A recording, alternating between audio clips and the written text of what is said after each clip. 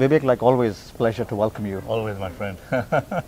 We always talk about entrepreneurship and the essentials of entrepreneurship, but you are into everything, everywhere, and we are trying to focus now for today's conversation on how medical and medicine, the technology is evolving and how it's percolating across the world.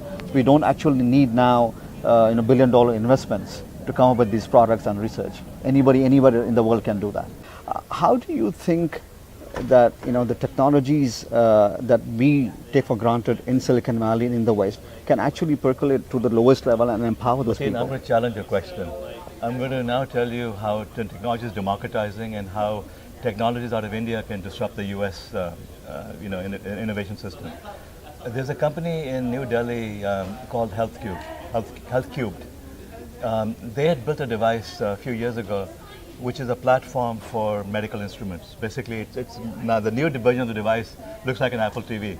It does 32 different medical tests, the same medical tests as you do in a hospital, starting with EKG, blood glucose, and then it does HIV, dengue, malaria. It does cholesterol tests. You name it. Almost every common test you do in a hospital, it does for you. Here, when you need to get an EKG or a cholesterol test, you have to go to the doctor, hospital, whatever. It costs hundreds of dollars. That's what the medical establishment gets billed. Guess what it costs for this device and for the test? The device retails for $1,200. This is full list price. The development cost is less than half of that. The individual test cost about 10 or 15 cents. I have one of these devices at home. And I can do a cholesterol test anytime I want to. I can do a 12-lead EKG anytime I want to.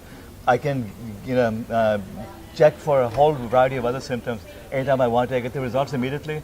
They upload to the cloud on a very simple app.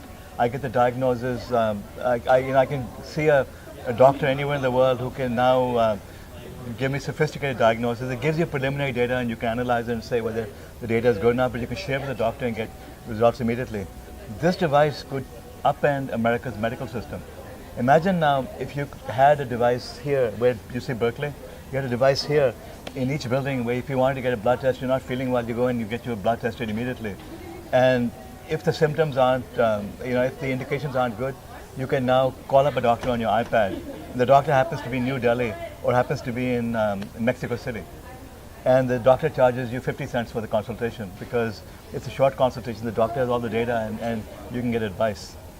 That would upend the medical system because we go from now spending the majority of our medical dollars on cure to prevention. Because we'll prevent disease because we have the data necessary to prevent it. Imagine now having AI, artificial intelligence software, running on top of this device and now monitoring you 24/7. Because we already have Fitbits. Imagine having other sensors and you upload it to the cloud and you can get more sophisticated blood tests anytime you want to. It would upend the medical system. This is a made in New Delhi technology. It's already being used in Jammu and Kashmir for maternal testing on a population of 2 million people.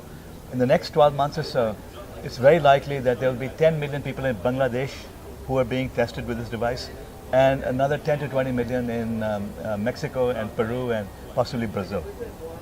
Within 24 months, the goal is to have 100 million people using it. The cost of this will drop even further. By the time we're done, it will cost $200 for the device. And the test will cost 5 or 10 cents each. So this is the power of technology built in New Delhi. Now, why am I talking about Mexico and Bangladesh and other countries? Because to bring it to the United States would cause all sorts of legal problems. The medical establishment would fight it because it threatens their very survival, right?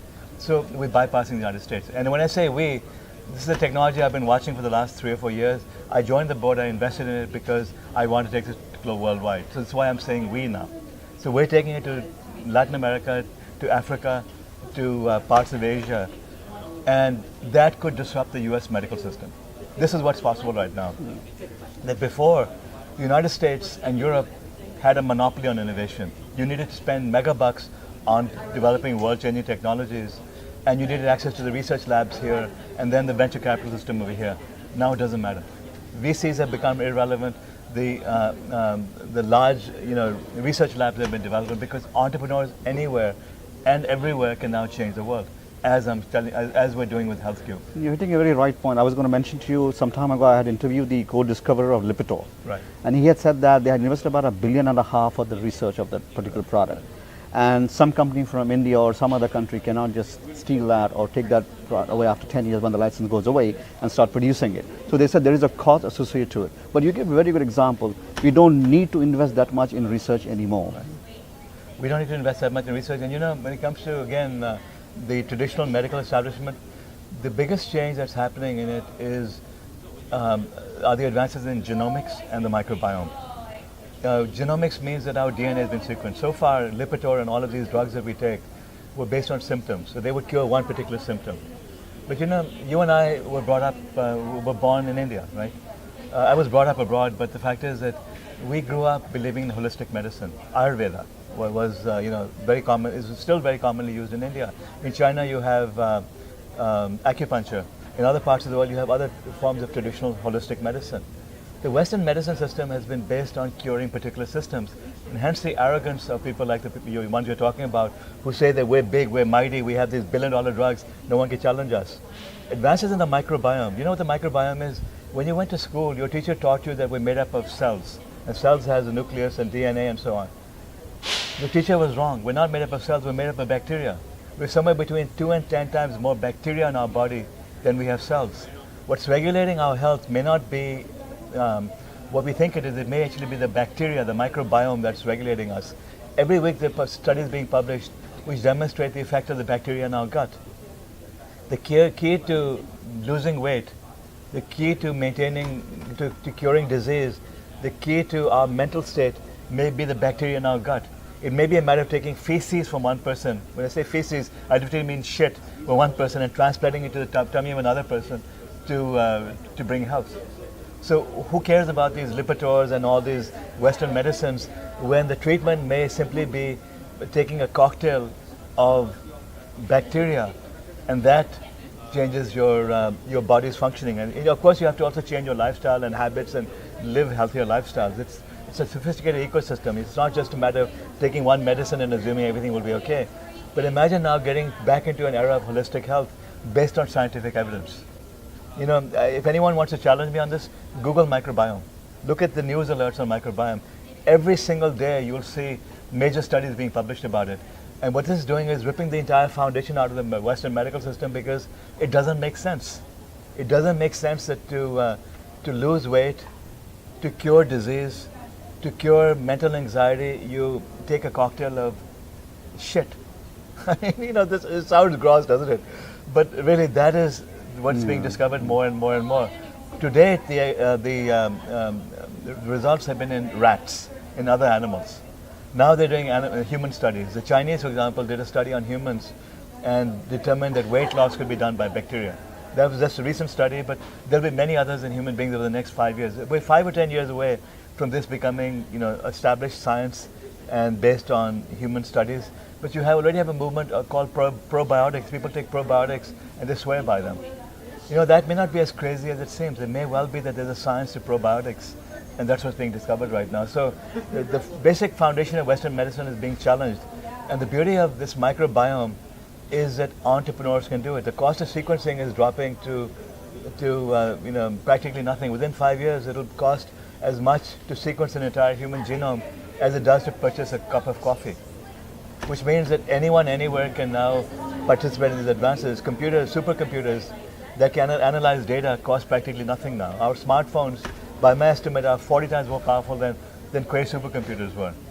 So we've got supercomputing. AI is something that's now democratizing because you can download AI code and use it to analyze sophisticated data. So gone are the days when you would have, you know, people like this arrogant brat you talked about, who talked about Lipitor and the $1 billion that are spent on it, saying no one can replicate us. He's wrong. Now anyone, anywhere can upend the entire medical system and almost any other industry there is. We're talking only about medicine right now, but okay, I can take you to almost any industry and tell you about entrepreneurs anywhere can upend entire industries. So what are the lessons here for entrepreneurs then? Because one is to come up with the research and a product. The other is to have market penetration. It's very difficult for young entrepreneurs. That's one angle. The other angle is for the American corporations or any other big corporation, even in India. The lessons are very simple. That stop thinking that you can't do it. You can do it. You can change the world. Any entrepreneur anywhere in the world now has access to the same knowledge. The things I talked about, you can Google them. Don't take my word for it. Google them, and you already have access to supercomputers. You have access to AI. You have access to massive amounts of data. You have access. You have problems to solve. Anyone, anywhere can change the world. Forget the past. Forget the business plans which you have to put together. Forget venture capitalists. Forget the power brokers. Forget industry leaders. Anyone, anywhere can change the world now. So snap out of it and realize that you can own the future. That's the message to entrepreneurs. Yeah, the question would be, not everybody can get a Vivek Wadhwa on their board. So you don't need me. You don't need me to do it. You can learn this yourself. If nothing else, watch some of my, go to my website, wadhwa.com, and read 100 or 200 articles, okay? That'll tell you some of the advances that are happening, and then Google them, because most of the articles are out of date. Because I wrote many of them a year or two ago. In a year or two, the world changes.